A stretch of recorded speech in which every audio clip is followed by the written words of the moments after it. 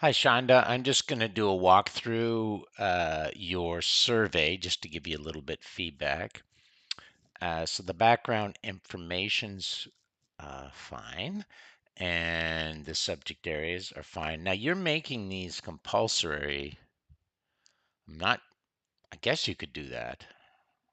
It's probably a good idea, but often I don't. How many years experience?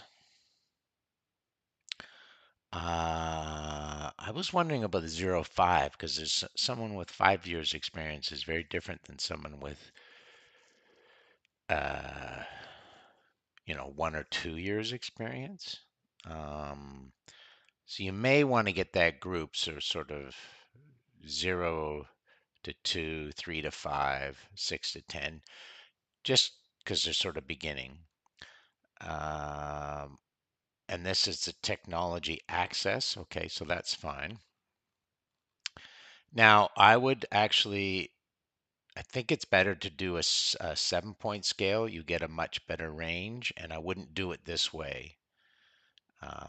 I How do I do this? Can I actually edit this? I wonder. I don't think I can. Oh, I can. So the way I would do it, yeah, see, I know why you did it, but it's not really good practice. What you should do is just make it a um, let's see, we'll make it, I guess it's multiple choice, right?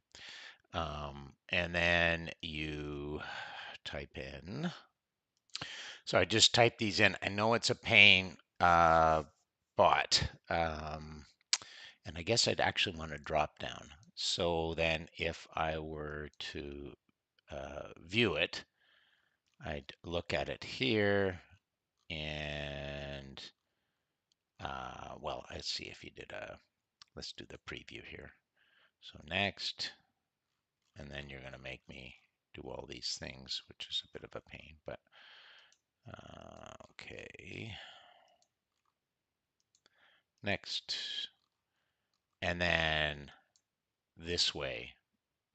Now, the reason I suggest this, it's for research purposes, but it's also for accuracy. So when people select a two, they don't necessarily know. They're kind of going on this sliding scale. Here they know exactly what they're agreeing to or not agreeing to, and it's better 1, 2, 3, 4, 5, 6, 7. It's better to have a 7 point scale than a 5 because people might agree, but they kind of agree, but they're not sure. So that's the way I would do that. And then I'm going to go with so I have a general understanding of what our general, I would change that to, I know how uh, Gen AI or artificial intelligence works. Now you're talking about artificial intelligence, but I guess that's okay, but it should be generative artificial intelligence.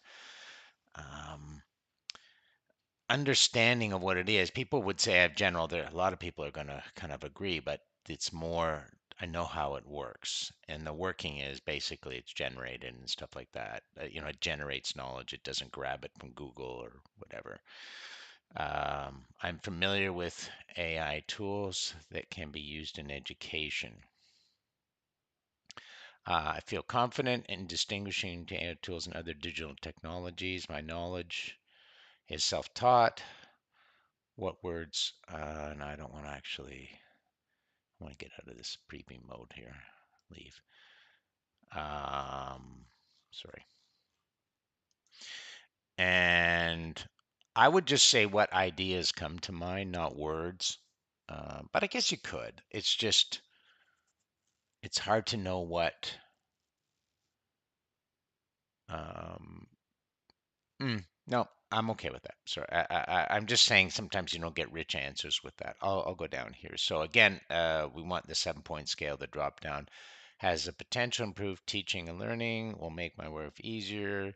I trust AICism. I'm concerned about the ethical implications of AI. I'm worried it will reduce the value of teachers in the future.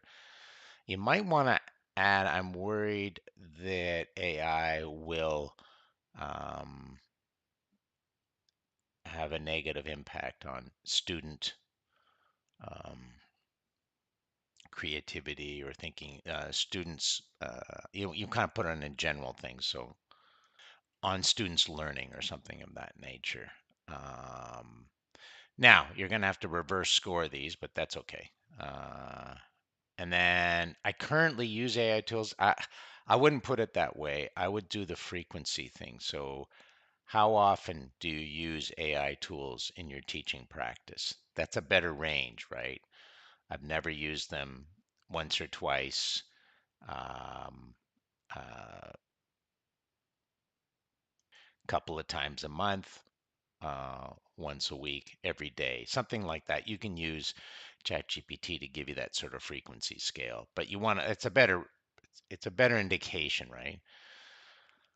Uh, you may want to expand this list. For example, you could in creating student activities, and I would actually separate these. So resource generation, lesson planning, because they're kind of different, right? You could be creating presentations or something that's not really planning.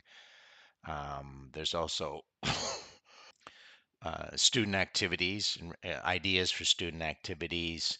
Um, Personalized, I think it's really important. Personalized or differentiated instruction. Oh, you've got that. Sorry, I missed that. So run a full list there because I think that's important. I'm aware of the approved AI tools for KP. Okay, so that's please describe how you've integrated, not them, you've got to put AI into your practice.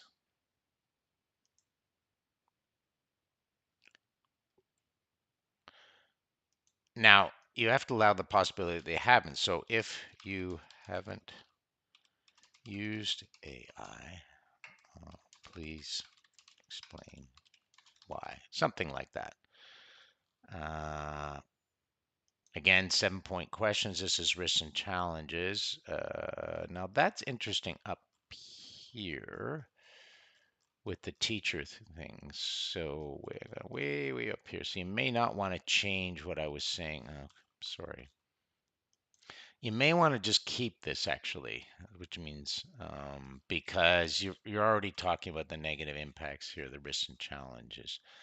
AI could negatively affect student creativity or critical thinking. Separate it. So it's creativity, student critical thinking, because it's two different kinds. AI raises concerns about student privacy and data security. AI access to AI tools is not equal for all students. Lack of training prevents me from using AI effectively. Okay, it's a good list. Uh, Pedagogy and professional identity. AI supports my teaching philosophy, helps me, changes what it means to be a teacher. Hmm. Uh, how do you think AI will change teaching in the next, don't say in the next 5 years, in the next, it's 10 years, you could never, I can't even predict that. In the next, uh, maybe 5 years. Now, I'm not sure the purpose. I would actually say something. How do you think AI will affect your teaching practice in the next 5 years? I think that's a better way. It's more personal. I've received professional education. I received, that's not, I'm not sure that, I would say I've received effective professional development, not just professional development, because that's a yes or no question, but the effective. I feel my content integrating my teaching. I would like more training in education. I'm open to collaborating. Okay, yeah, okay. Student impacts can improve student outcome, engagement, learning, instruction. Um, okay, now you are repeating up there because that's you've already talked about. Um, I mean, you've kind of talked about the risks above, so I'm not entirely sure. And then uh, the may kind of tempers it. I mean, I would say, yeah. And oh, wait, by the way, too, you never go from strongly agree to disagree. You reverse that. That's really important, actually. Um, we don't, as it gets higher, we don't, it should be more positive, right? That's usually, we don't want to think reverse negatively. AI may affect, and that's the other thing, too, with these things. If I wouldn't have read it, I might have been on a whole bunch of fives, right? May negatively affect student well-being. I would agree with that. It might. We don't know. Um, so I'm not sure what you're going to get from that. Um, and you have to think about, do you want to keep that student impacts up with the other one in terms of the risks? Here, I would say I don't want to see the greatest. It's too hard for people.